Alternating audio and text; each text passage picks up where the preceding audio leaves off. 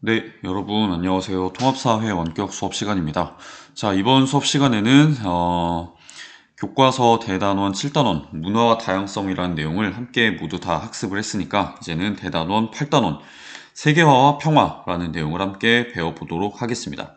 자, 그래서 이번 단원에서는 세계화란 것이 어떤 현상인가, 그 다음에 세계화에 따른 긍정적인 변화와 부정적인 변화에는 어떤 것들이 있는가, 그 다음에 세계화에 따라서 이제 국가와 국가 사이의 교류가 늘어나고 그로 인해서 만약에 이제 국가 사이에 갈등이나 분쟁이 발생했을 때 이것을 어떻게 해결할 수가 있으며, 그 다음에 실제로 존재하는 국가들 사이의 분쟁, 갈등 이런 것들은 어떤 것들이 있는지, 이런 내용들을 주로 배워보도록 하겠습니다. 자, 그래서 이번 시간에는 중단원 1단원인 세계화에 따른 변화라는 내용을 함께 배워보도록 할게요. 그래서 이번 단원의 학습 목표를 보시면 세계화 양상을 다양한 측면에서 파악하고 세계화 시대에 나타나는 문제를 조사하여 이를 해결하는 방안을 제안할 수 있다라는 내용이 나오는데, 여러분들 지금 수업을 들으시면서 조금 한 가지 좀 낯선 점을 좀 발견을 하셨을 거예요. 제가 평소에는 프린트로 수업을 했었는데 지금 교과서 이제 파일로 가지고 가서 수업을 하고 있죠. 그래서 사실은 지금 제 컴퓨터에 있는 그 프린트 파일이 지금 무슨 이유 때문인지 모르겠는데 열리지가 않고 있어가지고 제가 그 프린트로 수업을 진행을 할 수가 없는 상황입니다. 네. 그래서 지금 여러분들께 좀 양해를 제가 좀 구해야 될 것 같은데, 이번 수업만 제 교과서로 수업을 진행하고 여러분 구글에다가 제가 교과서 링크도 다 올려놓을 테니까 여러분들이 그 링크를 보시면서, 그 링크로 들어가서 교과서를 보시면서 이번 수업을 따라오시면 될 것 같아요.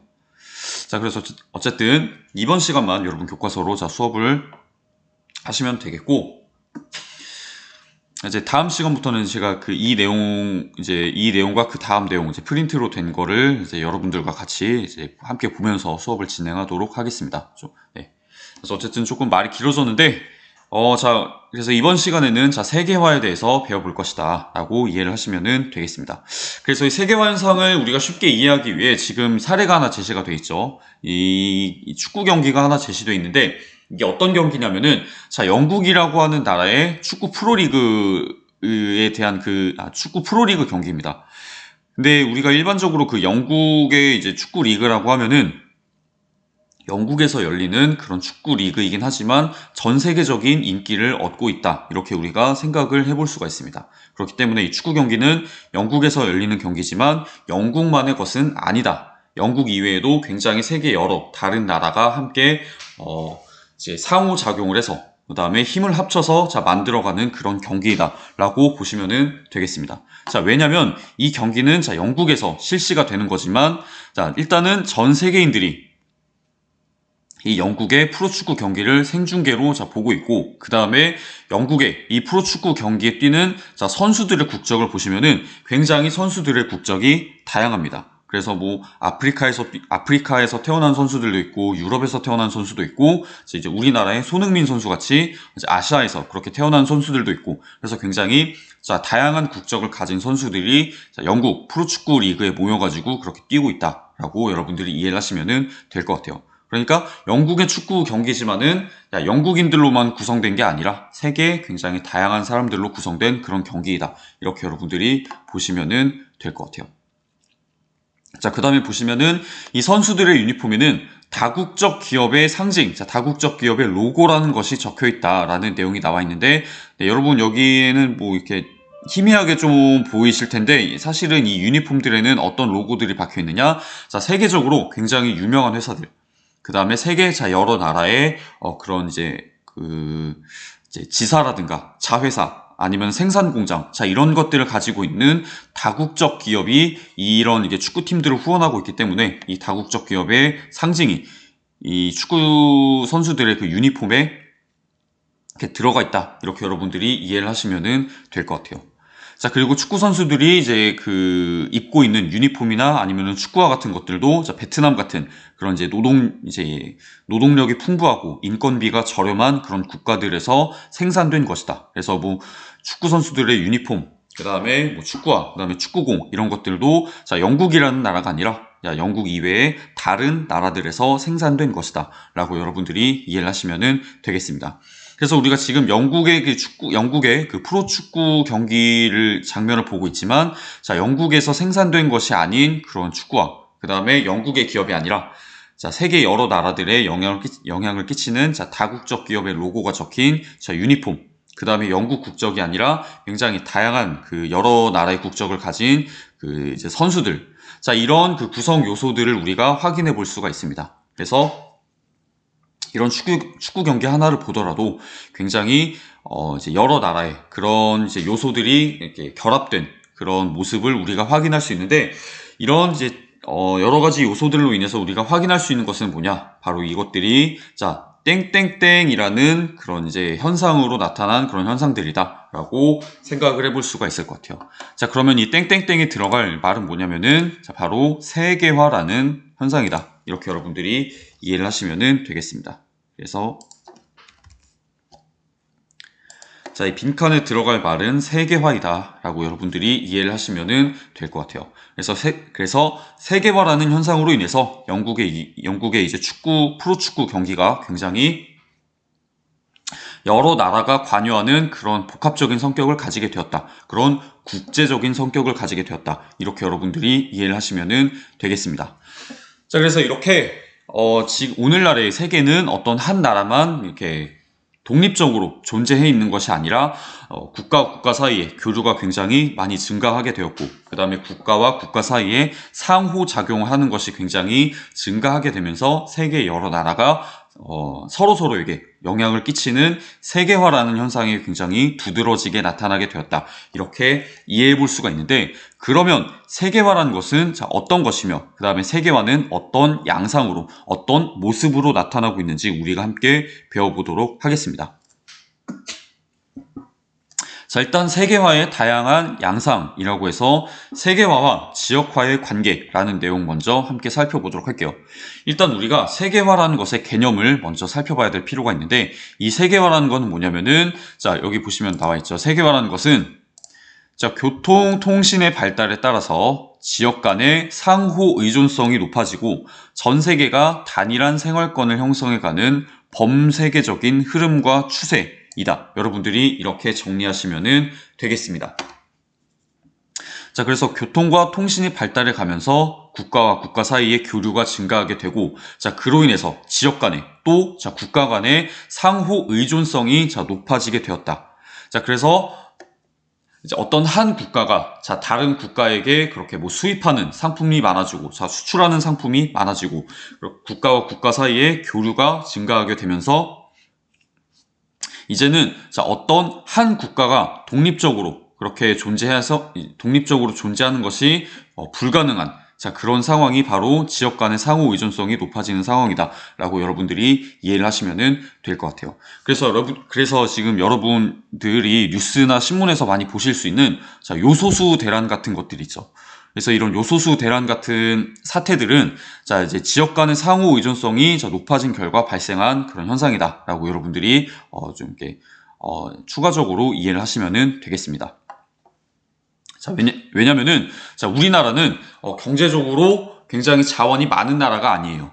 굉장히 다양한 자원을 외국에서 수입하고 있는 나라이기 때문에 이런 요소수 같은 자원은 이제 중국에서 주로 많이 수입을 하고, 그 이외에도 굉장히 여러 가지 다양한 자원을 중국, 미국, 아니면 뭐 일본 같은 이런 여러 나라들에게서 이제 수입을 하고 있기 때문에 굉장히 이제 우리나라를 이제 그 대표적인 사례로 보더라도 우리나라는, 자, 이제 그 여러 나라와, 자, 상호 의존성이 굉장히 높은 상황이다 라고 여러분들이 이해를 하시면 되겠습니다. 자, 그래서 어쨌든, 자, 이런 여러 가지 그런 현상으로 인해서 전 세계가, 자, 단일한 생활권을 형성해가는 범세계적인 흐름과 추세가 바로 세계화다. 이렇게 여러분들이 이해를 하시면 될 것 같아요. 그래서 이 세계화라는 말을 이제 영어로 표현하면 뭐냐? 바로 글로벌라이제이션이라고 한다. 이렇게 여러분들이 이해를 하시면 되겠습니다. 그래서 전 세계가 이렇게 단일한 생활권을 형성해 가고 있기 때문에 전 세계의 그런 문화적인 그런 생활 양식이 점차 자, 비슷해지고, 그 다음에 전 세계 사람들이 서로 상호작용하고 또 교류를 하는 그런 추세가 좀 증가하고 있다. 이렇게 여러분들이 이 내용에 좀 플러스를 해가지고 이해를 하시면 되겠습니다. 자, 그래서 이 세계화라는 것이 진행되면 국경의 의미가 이제 굉장히 약해져서 전 지구적 규모로 경제적 상호 의존과 협력이 나타나는 한편 경쟁이라는 것이 더욱 치열해진다라고 여러분들이 이해를 하시면 될 것 같아요.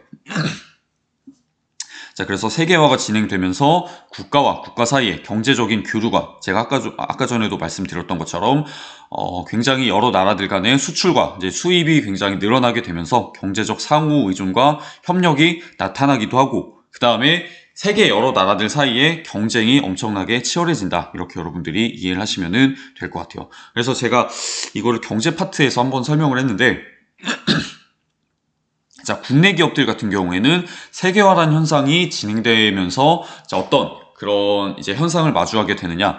이제는 국내 기업끼리 경쟁을 하는 게 아니라 이제는 세계 여러 굉장히 이제 우수한 그런 세계 이제 해외의 자, 여러 기업들과 경쟁을 해야 되는 자, 상황에 맞닥뜨린다. 자, 그렇기 때문에 이제 더 이상 국내 기업끼리 경쟁을 하는 게 아니라 국내 기업과 자, 해외 기업들 사이에 경쟁이 벌어진 거기 때문에 이제 세계화에 따라서 이런 경제적인 그런 경쟁이 매우 자, 치열해진다. 이렇게 여러분들이 이해를 하시면 되겠습니다. 자, 그다음에 세계화라는 현상이 진행되면은 또 어떤 이제 또 어떤 영향이 발생하게 되느냐. 사회, 자, 문화적인 측면에서도 자, 지역 간 연계가 더욱 뚜렷해진다라고 하는 그런 현상이 발생하게 된다. 이렇게 여러분들이 이해를 하시면 될 것 같아요. 그래서 자, 여러 나라들 사이에 교류가 굉장히 활발하게 일어나고 요즘에는 굉장히 또 유튜브나 아니면은 이제 여러분이 좋아하는 틱톡 아니면 인스타그램 이런 이제 SNS가 굉장히 활발해졌기 때문에 지역 간의 교류라는 것도 굉장히 손쉬워졌습니다. 자, 그래서 자, 음식이나 자, 의복 같은 자, 일상적인 생활 양식과 그 다음에 음악, 영화, 스포츠 등의 다양한 영역에서 국경을 초월한 그런 세계 문화가 나타나기도 한다. 그래서 세계 여러 지역의 문화가 자, 비슷비슷해지는 그런 현상이 나타나기도 한다. 이렇게 여러분들이 이해를 하시면 될 것 같아요. 그래서 여러분들이 예를 들어서 보시면은 이제 인스타그램 같은 거는 어느 지역에 살고 있든 간에 누구나 다 할 수 있는 거죠. 그래서 자기의 그런 일상생활을 찍어가지고 다른 사람과 공유할 수 있는 그런 자, SNS의 발달. 자, 그 다음에 유튜브 같은 그런 이제 사이트의 발달로 인해서 자, 다른 나라 사람들이 자, 어떻게 살고 있는지 그것을 우리가 다른 나라에 직접 가지 않고서도 충분히 자, 경험할 수 있는 그런 이제 문화적인 자, 간접 경험을 하는 그런 사례가 굉장히 늘고 있기 때문에 이런 자, 세계 문화가 나타나고 있고 그 다음에 세계 문화의 영향이 굉장히 강해지고 있다. 이렇게 여러분들이 이해를 하시면 될 것 같아요. 자, 그래서 세계화라는 것은 자, 이런 현상이고 그 다음에 이러한 자, 양상을 가지고 있다. 그래서 자, 경제적인 양상, 그 다음에 사회 문화적인 이런 양상들을 가지고 있다. 이렇게 여러분들이 이해를 하시면 되겠습니다. 그래서 보시면은 우리가 지금 듣고 있는 그런 음악이라든가 아니면 우리가 즐겨보는 영화, 스포츠, 그 다음에 우리가 먹고 입는 자, 음식이나 의복 같은 것은 우리나라만의 것이 아니죠.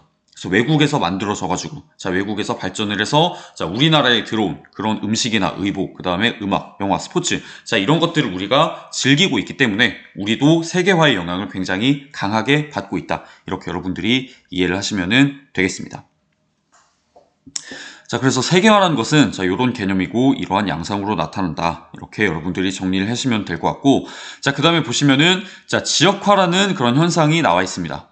그래서 세계화가 진행되면서 세계 여러 나라의 이제 교류가 증가하고 그 다음에 그 세계 여러 지역의 문화가 굉장히 비슷해지는 현상이 나타나는 동시에 어떤 한 지역이 자기만의 그 지역만의 특성을 살려가지고 그것을 어떤 그 자기 지역의 좀 일종의 그런 브랜드로 만드는 현상이 일어나고 있는데 그 지역화라는 것이 무엇인지에 대해 함께 배워보도록 할게요. 그래서 여러분이 내용을 보시면은 자, 지역화에 대한 내용도 나와 있죠. 그래서 지역화라는 거는 자, 특정 지역이 그 지역의 고유한 전통이나 특성을 살려서 자, 세계적인 경쟁력을 갖추려고 노력하는 과정이다. 이렇게 여러분들이 이해를 하시면 되겠습니다. 자, 그래서 세계화의 흐름 속에서 자, 지역화라는 것을 통해 하나의 지역이 지닌 특수한 요소들이 그 지역의 수준을 넘어서 세계적인 가치를 얻게 된다라고 여러분들이 이해를 하시면 될 것 같아요. 그래서 그 지역의 어떤 자연적인 아니면은 뭐 문화적인 그런 특성을 살려가지고 그 특성을 자, 전 세계적인 그런 그 유명세를 얻게 하는 것, 자, 그것을 바로 좀 지역화라고 한다. 이렇게 여러분들이 보시면은 되겠습니다. 자, 그래서 지금 뭐 우리나라도 그렇고 세계 여러 다른 나라의 지역들이 어떤 거를 하고 있느냐, 바로 지역 축제라는 거를 열고 있어요. 그래서 이런 여러 지역에서 열리고 있는 자, 지역 축제의 개최, 그 다음에 자, 지역 브랜드의 개발 등은 대표적인 지역화 전략이다라고 여러분들이 이해를 하시면 되겠습니다. 그래서 세계 여러 나라의 자, 각 지역이 자기네 지역의 그런 여러 가지 자연적인 특성, 자, 문화적인 특성을 살려서 그 특성을 하나의 경제적인 가치를 갖는 그런 브랜드로 만들어서 자, 세계에 판매하는 현상. 자, 그런 이제 그 지역화라는 것을 통해 자기네 지역의 브랜드를 자, 판매하는 현상을 통해서 자, 특정 지역이 다양한 측면에서 세계적인 가치를 갖게 되면 그 지역의 경제가 활성화되기도 한다. 이렇게 여러분들이 보시면 되겠습니다. 그래서 우리가 실제적으로 각 지역에서 실시되고 있는 자, 지역화 전략에는 어떤 것들이 있는지 함께 배워보도록 할 텐데, 네. 자, 그래서 이 지역화 전략이라는 것의 종류를 제가 여기다가 필기를 했습니다. 그래서 세계 각 지역의 자, 지역화 전략이라는 것이 어떤 것들이 있는가 우리가 함께 살펴보면은 크게는 자, 지역 브랜드, 그 다음에 장소 마케팅, 그 다음에 지리적 표시제, 이 세 가지로 구분을 해볼 수가 있는데, 자, 지역 브랜드 먼저 살펴보도록 할게요.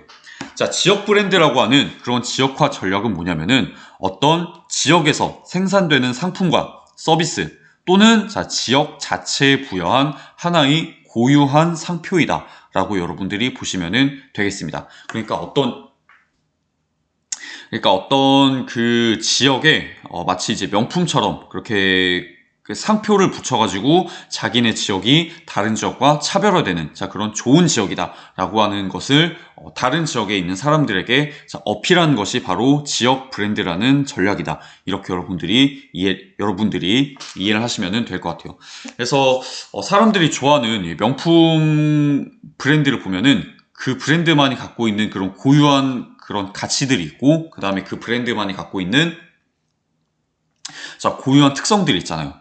자, 마치 그런 것처럼 그 지역이 가지고 있는 고유한 가치, 그 지역의 특성, 자, 이런 것들을 살려가지고 일종의 이제 브랜드로 만드는 것이 바로 지역 브랜드이다. 이렇게 여러분들이 보시면은 되겠습니다. 그래서 설명만 들으시면은 잘 모르실 것 같아가지고 제가 사례를 하나 이제 제시를 했습니다. 자, 그래서 이 사례를 보시면은 자, 우리나라 여러 그 지역들이 가지고 있는 자, 슬로건에 대해서 나와 있습니다. 그래서 이 도시들의 슬로건을 보면은 자, 녹차로 유명한 보성은 자, 녹차 수도 보성이라는 슬로건을 가지고 있고, 그 다음에 보시면은 이제 뭐 대게로 유명한 자, 영덕은 자, 사랑해요 영덕이라고 하는 자, 그런 이제 슬로건을 통해서 자기네 지역을 일종의 이제 브랜드로 어떤 상품으로 만드는 그런 이제 전략을 사용하고 있다. 라고 여러분들이 이해를 하시면 될 것 같아요. 또는 자, 춘향전의 그런 배경으로 유명한 자, 남원이라고 하는 그런 도시에서는 자, 춘향 남원 사랑의 1번지라고 하는 그런 이제 슬로건을 통해서 자, 자기네 지역이 가지고 있는 문화적인 특성을 자, 어필하는 그런 전략을 세우고 있다. 그래서 자기네 지역이 가지고 있는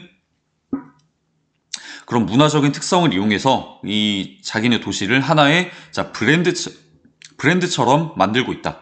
이렇게 여러분들이 이해를 하시면 되겠습니다. 자, 그래서 이제 이런 것들이 대표적인 바로 지역 브랜드 전략이다 라고 여러분들이 정리를 하시면 될 것 같아요. 그래서 우리가 첫 번째 지역화 전략은 자, 지역 브랜드 전략이 있고, 자, 그 다음에 두 번째 지역화 전략에는 뭐가 있느냐? 바로 자, 장소 마케팅이라고 하는 전략이 있다. 이렇게 여러분들이 보시면 되겠습니다. 그래서 이 두 번째 장소 마케팅은 뭐냐면은 어떤 특정 장소가 지닌 유형 또는 무형의 자산이나 고유한 특징을 이용하여 어떤 장소 자체를 자, 매력적인 상품으로 발전시키는 것이다 라고 여러분들이 이해를 하시면 될 것 같아요. 그래서 우리가 사례를 보면은, 자, 여기 제가 또 이제 사례를 하나 이렇게 갖고 왔는데, 여러분 이 장소들을 보시면은, 자, 이 장소가 뭐냐면은 여기 프랑스 파리의 자, 에펠탑, 그 다음에 영국 런던의 빅벤이라고 하는 시계탑, 그 다음에 미국 뉴욕의 타임스퀘어라고 하는 그런 번화가의 이제 그 사례가 여기 보시면은 제가 제시가 되어 있습니다. 그래서 여러분들이 자, 이런 것들을 보시면은 에펠탑이라고 하는 장소, 그 다음에 빅벤이라고 하는 장소, 그 다음에 타임스퀘어라고 하는 장소에 어떤 자, 의미를 부여하고 이 장소 자체를 어떤 굉장히 매력적인 공간으로 만들어서 사람들이 찾아오게끔 하는 그런 전략이 바로 장소 마케팅이다. 이렇게 여러분들이 이해를 하시면 될 것 같아요. 자, 그래서 보시면은, 네, 장소 마케팅은 네, 그런 의미를 가지고 있고, 자, 그 다음에 세 번째, 자, 지역화 전략은 뭐냐면은, 지리적 표시제라는 것이 있다. 이렇게 여러분들이 보시면은 되겠습니다. 그래서 이 지리적 표시제는 뭐냐면은, 자, 특정 상품의 품질과 특성이 생산지의, 자, 지리적 특성에서 비롯되고, 네, 죄송합니다. 자, 특정 상품의 품질과 특성이 자, 생산지의 지리적 특성에서 비롯되고 그 우수성이 인정될 때 국가가 해당 지역의 이름을 상표권으로 인정해주는 제도, 그것을 바로 지리적 표시제라고 한다. 이렇게 여러분들이 이해를 하시면 될 것 같아요. 그래서 어떤 뭐 농산물이나 축산물, 뭐 수산물, 자, 이런 것들이 굉장히 이제 품질이 우수하고 그 다음에 그 품질이 어떤 지역의 그런 자연적인 또는 지리적인 특성에서 자, 비롯된 것일 때 국가가 나서가지고 자, 어떤 그런 뭐 농산물이나 축산물이나 자, 수산물의 지역의 이름을 자, 붙이는 것을 허가해주는 제도가 바로 지리적 표시제이다. 이렇게 여러분들이 정리를 하시면 될 것 같아요. 네, 그래서 죄송합니다. 자, 그래서 이 지리적 표시에는 대표적으로 이제 어떤 것들이 있느냐? 우리가 그 유명한 그런 농산물이나 축산물, 수산물 같은 데에다가 지역의 이름을 붙이는 케이스를 보면은 알 수가 있어요. 그래서 우리가 흔히 이제 접할 수 있는 뭐 이천쌀이나 뭐 여주쌀 아니면은 뭐 횡성 한우, 그 다음에 여러분들이 뭐 많이 들어보셨을 뭐 보성 녹차라든가 아니면은 뭐 제주 돼지, 그 다음에 뭐 성주 참외, 뭐 의성 마늘, 자, 이런 것들이 대표적으로 자, 지리적 표시제가 그런 적용된 그런 이제 농축수산물이다 라고 여러분들이 정리를 하시면 되겠습니다. 그래서 국가는 자, 이런 지리적 표시제를 이용해 가지고 자, 그 지역의 브랜드, 그 지역이 가지고 있는 경쟁력을 강화시키고 그 지역의 경제적인 그런 이제 경제적인 발전을 이렇게 도모한다. 이렇게 여러분들이 정리하시면 될 것 같아요. 자, 그래서 어쨌든 이런 여러 가지 방법을 통해서 지역화라는 것이 실시가 되고 있다. 이렇게 여러분들이 보시면 되겠습니다. 그래서 이 지역화라는 것을 하는 자, 목적은 뭐냐? 바로 자, 지역 경제를 활성시키기 위해서 이런 지역화 전략을 하는 것이다. 이렇게 여러분들이 이해를 하시면 될 것 같아요. 자, 그렇기 때문에 오늘날 같은 세계화 시대에는 이제 더 이상 국가 단위가 아니라 자, 각각의 지역이 세계화의 주체로 등장하여 자, 지역의 고유한 특성을 이제 전 세계에 알리는 일이 증가하고 있다. 이렇게 여러분들이 이해를 하시면 될 것 같아요. 그래서 여러분 여기 사례를 보시면은 자, 죄송합니다. 자, 오스트리아의 자, 세계적인 음악가 모차르트라고 하는 그런 음악가가 탄생한 오스트리아의 잘츠부르크라고 하는 도시에서는 모차르트 초콜릿이라는 거를 만들어가지고 자기네 지역에 모차르트라고 하는 그런 문화적인 유산을 사용해가지고 경제적인 그런 발전을 꾀하고 있고, 그 다음에 우리나라 같은 경우를 보시면은 자, 보성이라는 지역에 녹차가 굉장히 유명한데 이 녹차를 활용해가지고 보성이라고 하는 지역을 일종의 브랜드로 만들어서 이 보성이라고 하는 지역을 전 세계에 홍보하고 있다. 이렇게 여러분들이 이해를 하시면 될 것 같아요.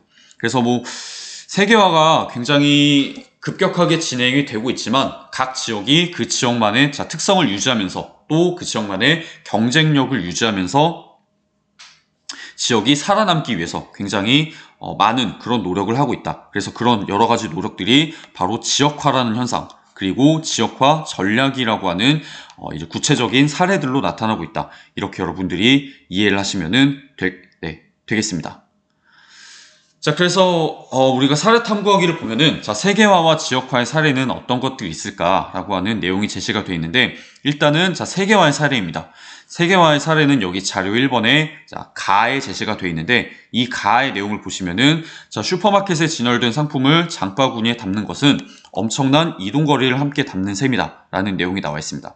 그래서 우리가 슈퍼마켓에서 담는 덴마크산 삼겹살은 자, 8,102km를 거쳐서 우리나라에 도착을 했고, 그 다음에 오스트레일리아산 소고기는 8,283km, 그 다음에 미국산 오렌지는 9,549km, 그 다음에 칠레산 와인은 23,362km, 자, 중국산 조기는 907km나 이동해 와서 우리나라의 슈퍼마켓에 도착했다 라고 생각을 해볼 수 있는데, 자, 이런 현상을 통해서 우리가 살펴볼 수 있는 것은 뭐냐? 바로 세계 여러 나라들이 굉장히 긴밀하게 연결이 되어 있다. 그래서 자, 우리나라에서도 세계 여러 나라에서 생산된 그런 상품들을 굉장히 다양하게 소비할 수 있기 때문에 이런 사례를 통해서 세계화라는 것이 굉장히 빠르고, 그 다음에 굉장히 세계화라는 것이 강하게 자, 우리 삶에 나타나고 있다. 이렇게 여러분들이 이해를 하시면 될 것 같아요. 그래서 우리 삶을 보면은 세계화라는 현상이 이렇게 강하게 나타나고 있지만, 또 이제 다른 한편으로 보면은 자, 나와 같은 사례도 있습니다. 그래서 이 나의 사례는 뭐냐면은 타이, 그러니까 태국이란 나라예요. 태국이란 나라에서 열리는 자, 송크란 축제에 대한 설명입니다. 그래서 이 나를 보시면 자, 타이에서는 우기가 시작되는 4월을 한 해의 시작이라고 생각하여 물 축제인 송크란 축제를 개최한다. 자, 그래서 이 축제가 시작되면은 서로 물을 뿌려대는 바람에 온 나라가 물바다로 변하는데, 타이 주민들은 물이 더러워진 영혼을 깨끗이 씻어준다고 여기므로 물을 뿌리는 사람도, 그 다음에 물 세례를 받는 사람도 즐거워한다라는 내용이 나와 있습니다. 그래서 이 송크란 축제를 보면은 굉장히 세계적인 축제이기 때문에 타이에서 열리는 축제이긴 하지만, 이 축제를 즐기기 위해 타이를 방문하는 외국인 관광객들이 굉장히 많은 상황입니다. 그래서 이 외국인 관광객들과 타이 주민들이 한데 어우러져서 신나는 물 전쟁을 치른다라고 하는 모습을 우리가 확인할 수 있다라고 여러분들이 이해를 하시면 될 것 같아요. 그래서 우리가 이런 현상을 보면은 세계화라는 현상이 이제 진행이 되고 있지만, 그 한편으로는 자, 지역화라는 현상도 굉장히 이제 각 지역의 특성에 맞게 진행이 되고 있다. 그래서 타이라는 나라는 굉장히 비가 많이 내리는 나라이고, 그 다음에 자, 불교를 굉장히 이제 신실하게 믿고 있는 나라이기 때문에 여러한 자연적인 또 자, 문화적인 자, 요소가 합쳐져 가지고 이런 송크란 축제라는 그런 이제 지역화 전략으로 나타난다라고 여러분들이 이해를 하시면은 되겠습니다. 그래서 세계화가 진행되는 한편 이렇게 자, 지역화도 진행되고 있다라고 여러분들이 정리를 하시면은 될 것 같아요. 그래서 우리가 이제 그 일견 생각을 해볼 때는 세계화라는 것 때문에 각 지역의 특성이 이렇게 사라지는 것이 아닌가라고 하는 걱정을 할 수도 있는데, 오히려 이 세계화라는 현상으로 인해서 이 지역화가 더욱더 활성화되는 그런 이제 효과도 있다라고 정리를 하시면 되겠습니다. 자, 왜냐면 세계화라는 현상으로 인해서 세계 많은 사람들이 요 송크란 축제를 그 예를 들면은 세계화로 인해서 이제 세계 많은 사람들이 송크란 축제에 대해서 이제 알게 되는 거예요. 그래서 이 축제 재밌겠다. 자, 우리가 참여해보자. 라고 해서 세계 여러 지역의 사람들이 송크란 축제를 참여하게 되면서 타이 지역의 이제 이제 타이 지역의 축제인 자, 송크란 축제가 세계적인 그런 축제로 자, 변화하는 그런 양상을 확인할 수 있다. 그렇기 때문에 세계화와 이제 지역화라는 것은 서로서로를 조금 보완해주는 그런 측면도 있다라고 여러분들이 이해를 하시면 되겠습니다. 그래서 보시면은 여기 자료 2번에 보면은 가장 지역적인 것이 가장 세계적인 것이다 라고 해서 우리나라의 난타 공연에 대한 사례도 나와 있어요. 그래서 이 난타 공연을 보면은 자, 우리나라의 사물놀이를 서양식 공연 양식에 접목한 그런 작품이다 라고 하는 설명이 나와 있는데, 자, 이 공연에서는 서양의 그런 의복, 서양의 그런 조리 도구 같은 거를 사용하고 있지만은 자, 음악적인 요소는 우리나라의 자, 사물놀이 자, 이런 것에서 따온 자, 공연이기 때문에 굉장히 자, 이제 우리나라의 그런 지역적인 특성이 강하게 나타나는 공연이다라고 생각을 해볼 수 있는데 이 난타 공연도 아까 얘기했던 손끄란 축제와 마찬가지로 자, 세계적인 명성을 얻고 있다. 그래서 자, 우리나라에 어떻게 보면은 조금 지역화 전략으로 등장한 게 자, 난타 공연이라고 볼 수 있겠지만은 이 난타 공연도 자, 세계화라는 추세로 인해 굉장히 유명한, 세계적으로 유명한 그런 공연으로 발전하게 되었다. 이렇게 여러분들이 이해를 하시면 될 것 같아요. 자, 그렇기 때문에 여기 나와 있는 것처럼 가장 지역적인 것이 가장 자, 세계적인 것이다. 라고 하는 그런 발언도 등장하게 되었다. 이렇게 여러분들이 정리를 하시면 되겠습니다. 자, 그래서 이제 세계화가 지역화를 약화시킬 수도 있지만 반대로 세계화가 지역화를 보완하고 세계화가 지역화를 강화할 수도 있다. 이렇게 여러분들이 세계화와 지역화의 관계를 정리하시면 될 것 같아요. 자, 그래서 우리가 이제 소단원 1단원인 세계화의 다양한 양상은 이쯤에서 내용을 마치고 다음 내용으로 함께 넘어가 보도록 하겠습니다. 자, 그래서 다음 내용, 그 다음에 소단원 1단원에 또 나와 있는 내용이 뭐냐면은 바로 세계 도시의 형성에 따른 변화이다 라는 내용이 나와 있는데 이 세계 도시라는 것의 개념 먼저 함께 살펴보도록 할게요.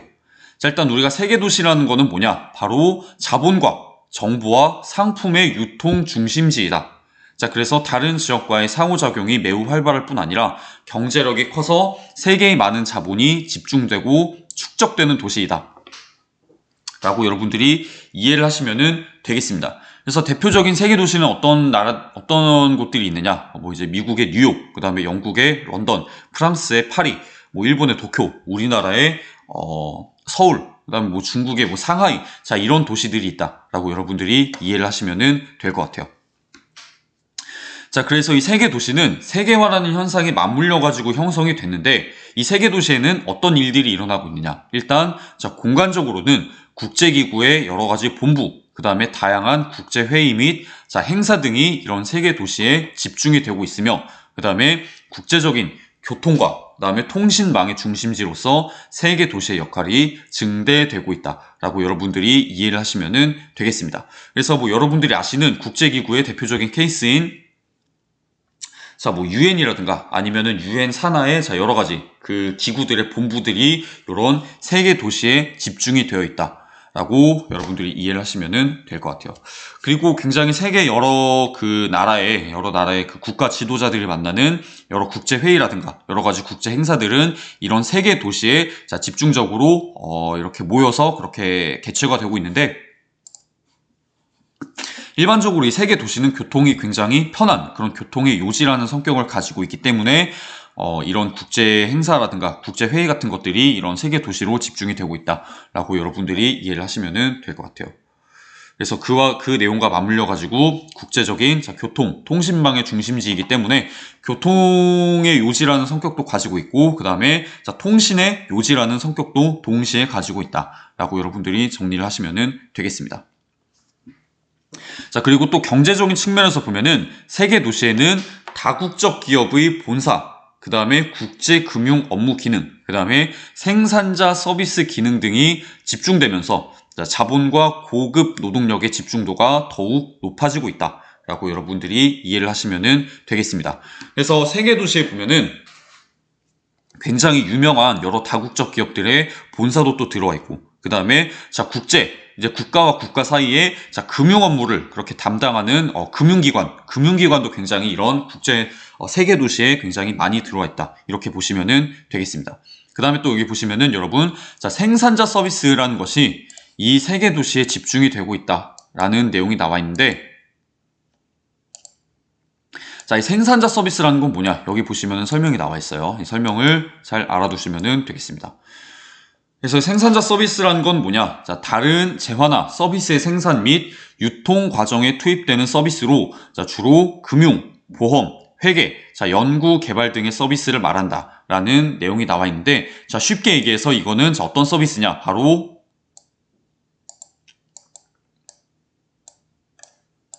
어떤 상품이나 서비스를 만드는 자, 공급자에게 제공되는 서비스다 라고 여러분들이 이해를 하시면 될 것 같아요. 근데 공급자라는 말보다 조금 더 직접적인 표현으로는 자, 기업이라고 보시면 될 것 같아요. 자, 그래서 생산자 서비스는 자, 기업에게 제공된 서비스이다. 그래서 기업이 어떤 상품이나 서비스를 만들 수 있도록 제공되는 것이 바로 생산자 서비스. 그래서 이 생산자 서비스의 사례는 자, 금융, 보험, 회계, 연구, 개발, 자, 이런 것들이 있다. 이렇게 여러분들이 정리를 하시면 되겠습니다. 자, 그래서 세계 도시에는 이런 생산자 서비스들이 집중이 되고 있고, 그 다음에 자, 이런 여러 가지 다국적 기업의 자, 본사 업무, 그 다음에 국제 금융 업무, 그 다음에 자, 생산자 서비스 업무, 자, 이런 것들을 할 수 있는 자, 고급 노동력들이 굉장히 많이 자, 집중이 되고 있고, 그로 인해서 자, 자본도 굉장히 많이 집중이 되고 있다라고 여러분들이 이해를 하시면 될 것 같아요. 그래서 이런 뭐 다국적 기업의 본사 업무, 국제 금융 업무, 그 다음에 생산자 서비스 이런 업무, 이런 것들은 굉장히 조금 어려운 그런 고난이도의 업무이기 때문에 이런 업무를 할 수 있는 자, 고급 노동력, 굉장히 학력이 풍부하고 그 다음에 경력이 우수한 그런 고급 노동력들이 이런 자, 세계 도시에 집중이 되고 있다. 이렇게 여러분들이 정리하시면 될 것 같아요. 자, 그래서 우리가 지금 존재하는 여러 지역, 여러 도시들 중에서 자, 대표적인 세계 도시로는 자, 뉴욕, 런던, 도쿄, 파리, 자, 이런 도시들이 있다. 그 이외에도 아까 말씀드린 우리나라의 서울이나 아니면 뭐 중국의 상하이, 자, 이런 도시들도 세계 도시로 꼽아볼 수 있다라고 여러분들이 정리를 하시면 될 것 같아요. 자, 그러면 우리가 세계 도시가 이제 형성이 되면서 자, 다국적 기업이라는 것들이 굉장히 이 세계 도시에 많이 몰려들고 있다라는 얘기를 했는데, 자, 그러면 이 다국적 기업이라는 것은 무엇이고 이 다국적 기업의 등장에 따라서 자, 어떤 변화들이 발생했는지에 대해서 배워보도록 하겠습니다. 그래서 이 내용까지만 하고 이번 시간은 마무리를 하도록 할게요.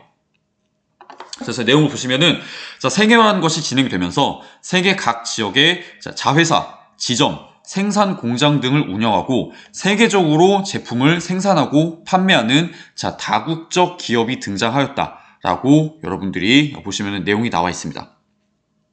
그래서 자, 세계적으로 제품을 판매하고 그 다음에 세계 각 지역의 자회사, 지점, 생산 공장 등을 운영한 회사가 바로 자, 다국적 기업이다라고 보시면 될 텐데, 여러분들이 아는 굉장히 대표적인 우리나라의 기업이라든가 아니면 외국의 기업들이 바로 이런 다국적 기업에 해당한다. 이렇게 보시면 될 것 같아요. 그래서 여러분 보시면은 우리나라의 뭐 삼성, 현대, LG 같은 기업들, 이런 기업들은 물론이고 이제 외국에 있는 애플, 그다음에 뭐 구글, 그다음에 여러분이 잘 아는 뭐 페이스북이라든가 아니면은 뭐 이제 뭐 나이키, 뭐 자동차를 이제 만드는 뭐 벤츠, 뭐 아우디, 아니면은 이제 뭐 여러분들이 좋아하는 뭐 코카콜라 같은 이런 기업들이 대표적인 자, 다국적 기업이다라고 여러분들이 이해를 하시면 되겠습니다. 그래서 이 기업들은 어떤 한 국가에서 출발을 했지만 점점점 기업이 발전함에 따라서 그 기업의 상품이나 서비스를 세계 여러 나라에 자, 수출하고 또 이제 세계 여러 나라의 자, 생산 공장, 자회사, 자, 지점 같은 것을 세우게 되면서 여러 나라에 영향을 끼치는 그런 기업으로 성장했기 때문에 이런 기업들을 다국적 기업이라고 한다. 이렇게 여러분들이 이해를 하시면 될 것 같아요. 자, 그래서 이 다국적 기업들은 자, 본사, 연구소, 그 다음에 생산 공장 등의 입지를 전 세계에서 가장 적절한 장소로 선정하여 공간적 분업이라는 것을 한다라고 여러분들이 이해를 하시면 되겠습니다. 그래서 여러분들 보시면은 아까 우리가 여기에 그 세계 도시를 공부하면서 이 세계 도시에 자, 다국적 기업의 본사가 많이 들어와 있다라고 얘기를 했는데, 자, 그것과 관련된 내용이 이 다국적 기업의 공간적 분업이다라고 이해를 하시면 되겠습니다. 그래서 이 다국적 기업은 그 기업을 구성하고 있는 자, 본사나 연구소나 자, 생산 공장 같은 것들을 어떤 한 국가에만 짓지 않습니다. 그래서 각 국가들이 가지고 있는 그런 지리적인 특성, 그 다음에 경제적인 특성, 이런 것들을 종합적으로 이제 반영을 해가지고 자, 본사, 연구소, 생산 공장 등의 입지를 세계에서 가장 자, 적절한 장소로 선정해서 나누어서 그렇게 배치를 하고 있다. 이렇게 여러분들이 이해를 하시면 되겠습니다. 자, 그래서 그것을 바로 공간적 분업이라고 한다. 그래서 기업을 구성하고 있는 여러 가지 요소를 공간적으로 나눠가지고 그렇게 나누어서 배치를 하기 때문에 이것을 공간적 분업이라고 한다. 이렇게 여러분들이 이해를 하시면 될 텐데, 이런 다국적 기업의 공간적 분업은 산업시설의 이전과 신설을 통해서 세계 각 지역의 경제에 큰 영향을 끼친다 라고 여러분들이 정리를 하시면 되겠습니다. 그래서 보시면은 다국적 기업의 본사나 아니면 연구소 같은 데는 어떤 지역에다 짓느냐? 바로 고급 노동력이 풍부하고, 그 다음에 여러 가지 이런 생산자 서비스를 원활하게 받을 수 있고, 그 다음에 국제 금융 업무나 그런 금융 지원을 원활하게 받을 수 있는 세계 도시 아니면은 각 국가의 수도, 이런 곳에 다국적 기업의 본사를 두고 있다 라고 여러분들이 이해를 하시면 될 것 같아요. 그래서 뭐 연구소도 마찬가지로 고급 인력을 충분히 확보할 수 있는 세계 도시라든가 아니면은 각 도시에 존재하는 그런 이제 대학들, 대학원들, 이런 고등교육기관과 가까운 그런 장소에 연구소를 짓는다라고 여러분들이 이해를 하시면 될 것 같아요. 그 다음에 생산 공장 같은 곳은 주로 이제 어디에 짓느냐? 생산 공장 같은 곳은 인건비가 굉장히 중요합니다. 그래서 기업의 입장에서 봤을 때는 인건비가 비싼 곳에 생산 공장을 지으면은 기업의 입장에서 굉장히 많은 손해를 보기 때문에 굉장히 많은 노동력을 저렴하게 그렇게 고용할 수 있는 개발도상국가, 이런 곳에다가 주로 생산 공장 등을 짓고 있다라고 여러분들이 이해를 하시면 될 것 같아요.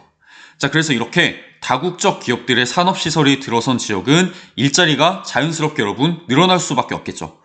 그렇기 때문에 그 지역, 이제 다국적 기업의 산업시설을 이렇게 그 지역 안에다가 유치한 그런 지역은 지역 경제가 활기를 띠지만, 경쟁력이 취약한 지역 내 소규모 기업이 피해를 보기도 한다. 이렇게 여러분들이 이해를 하시면 되겠습니다. 아무래도 지역 내 소규모 기업은 다국적 기업이 가지고 있는 그런 기술력이라든가 노하우, 경쟁력, 이런 것을 당해낼 수가 없기 때문에 다국적 기업의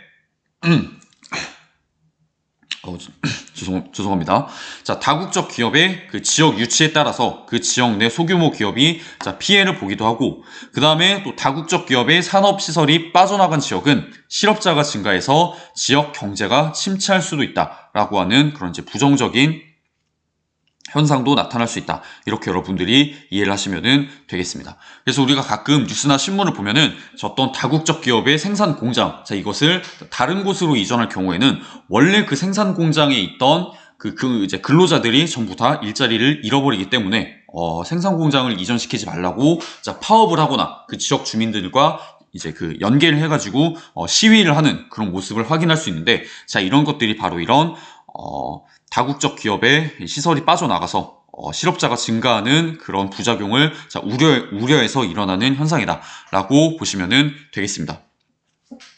그래서 어쨌든 이런 다국적 기업의 산업시설이 빠져나가서 그 빠져나간 지역이 실업자가 증가하고 그로 인해 지역 경제가 침체하게 되는 현상을 뭐라고 하냐면은 산업 공동화 현상이라고 해요. 그래서 산업이라는 것은 뭔 말인지 아시겠죠? 근데 공동화라는 건 뭐냐면은 빌공자에 마을 동자, 될 화자를 써가지고 마치 빈 마을처럼 돼버리는 현상. 그것이 바로 산업 공동화 현상이다 라고 이해를 하시면 되겠습니다. 그래서 다국적 기업의 산업시설이 빠져나가서 마치 빈 마을처럼 그렇게 어떤 한 지역의 경제가 침체되는 현상을 산업 공동화 현상이라고 한다. 이렇게 여러분들이 이해를 하시면 되겠습니다.